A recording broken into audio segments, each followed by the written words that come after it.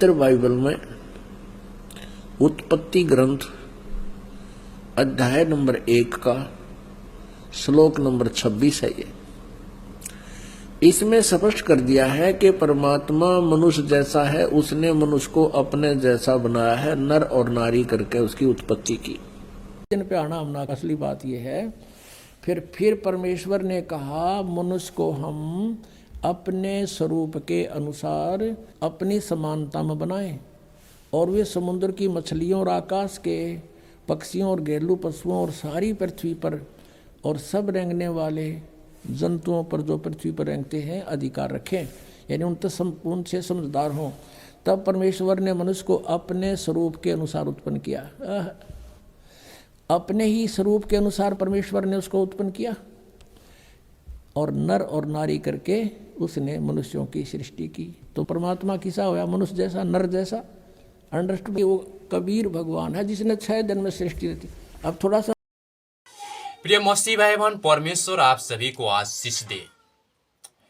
यहाँ पर संत रामपाल बाबा उत्पत्ति अध्याय 1 के 26 और 27 वचन को दिखा करके यो साबित करना चाहता है कि परमेश्वर मनुष्य के जैसा है, और परमेश्वर ने मनुष्य को अपने स्वरूप में सृष्टि किया, और वो कबीर परमेश्वर है जिन्होंने सृष्टि किया और पूरे ब्रह्मांड को सृजा, जिन्होंने मनुष्य को अपने स्वरूप में सृजा।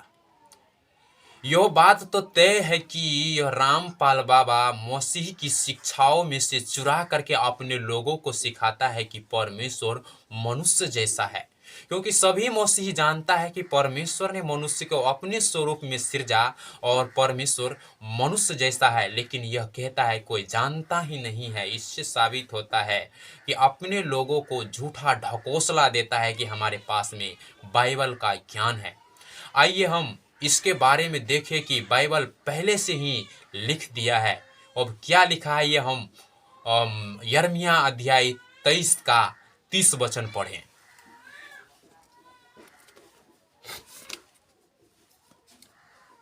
यहोवा की यह वाणी है, देखो जो भविष्य देखता मेरे वचन दूसरों से चुरा चुरा करके बोलते हैं, मैं उनके विरुद्ध हूं।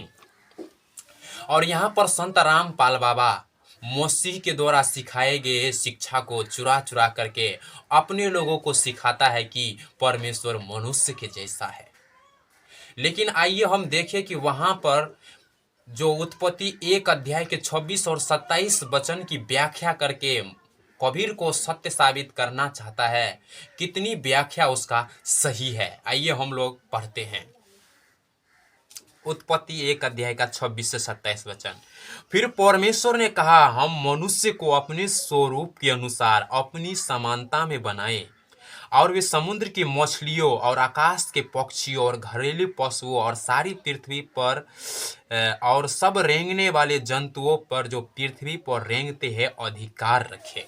तब परमेश्वर ने मनुष्य को अपने स्वरूप के अनुसार उत्पन्न किया, अपने ही स्वरूप के अनुसार परमेश्वर ने उसको उत्पन्न किया, नर और नारी करके उसने मनुष्यों को सृष्टि की। यहाँ पर परमेश्वर ने मनुष्य को सृष्टि किया अपने स्वरूप के अनुसार, नर और नारी करके मनुष्य को सृष्टि की। और यहाँ पर संत रामपाल बाबा का कहना है कि वो परमेश्वर कबीर है जिन्होंने मनुष्य को अपने स्वरूप में सृष्टि किया, और उसका स्वरूप नर का स्वरूप है। तब मैं संत रामपाल बाबा से यह पूछना चाहता हूँ और उनके पुण्य आत्माओं से कि परमेश्वर क्या यहाँ पर केवल नर स्वरूप का ही सृष्टि किया है? नहीं, लेकिन परमेश्वर ने यहाँ पर नारी स्वरूप का भी सृष्टि किया है। यदि वो कहता है कि परमेश्वर नर स्वरूप का है, तो मैं उनसे पूछना चाहता हूँ कि यो नारी स्वरूप किसके स्वरूप में सृष्टि किया? चूंकि केवल परमेश्वर नर स्वरूप का ही नहीं लेकिन नारी स्वरूप का भी सृष्टि किया है। तब यदि रामपाल बाबा को उन पुण्य आत्माओं का ज्यादा बाइबल का ज्ञान है तो हमें जरूर बताइए कि यह नारी किसके स्वरूप में सृष्टि किया गया है। उनका मानना है कि केवल एक ही परमेश्वर है जो कबीर परमेश्वर है, और वो नर स्वरूप का है। तब परमेश्वर ने 26 वचन में हम क्यों कहा, जो बहुवचन है। यदि वो अकेले है तो उन्हें मैं कहना चाहिए था, ना कि हम। और यदि हम है तो जो एक से अधिक परमेश्वर है और कौन है। तब आइए देखें कि रामपाल बाबा इस हम की व्याख्या कैसे करता है, वीडियो में देखें। इसके 3 अतिथि 18। अब्राहम ममरे के बांज वृक्ष के बीच कड़ी धूप के समय तंबू के द्वार पर बैठा हुआ था। तब योहा ने उसे दर्शन दिए। भगवान ने, ये योहा कहें परमात्मा ने। उसने आंख उठाकर दृष्टि की तो क्या देखा कि 3 पुरुष उसके सामने खड़े। ये तीनों ब्रह्मा विष्णु महेश अन्य रूप धार के वहां खड़े हो गया के देखो। और यहाँ पर हम की व्याख्या वो ब्रह्मा विष्णु और महेश के रूप में कर रहा है, जो इसका नाम बाइबल में कहीं भी प्रकट नहीं है।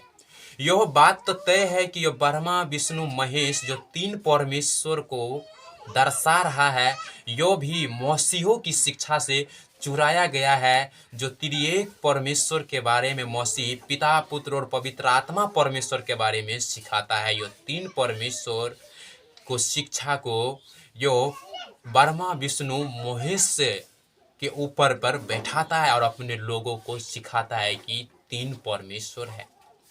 हालांकि यो परमेश्वर की यो सृष्टि कहता है, यो परमेश्वर का पुत्र है।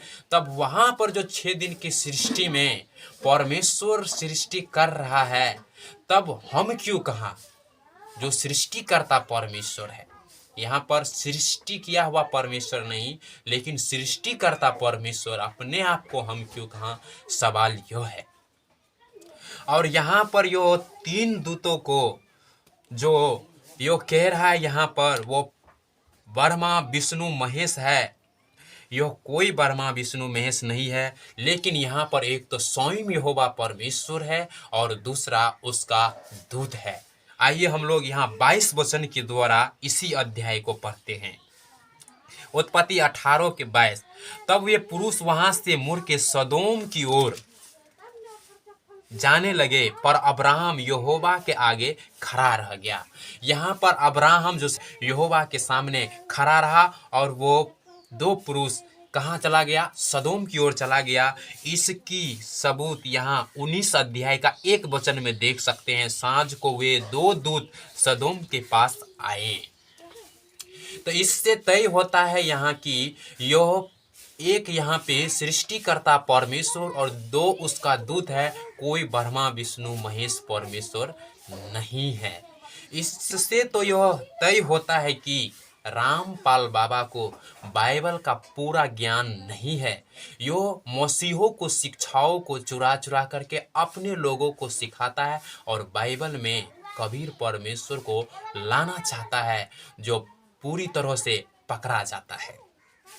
इसीलिए बाइबल में ऐसे पाखंडियों के बारे में पहले से ही सभी बातों को लिख दिया है और वो किसी रीति से भी अपने आप को सत्य साबित नहीं कर सकता है। मैं आशा करता हूँ कि आपने इस वीडियो के माध्यम से परमेश्वर की वचन को महसूस किए होंगे। परमेश्वर आप सभी को आशीष दे।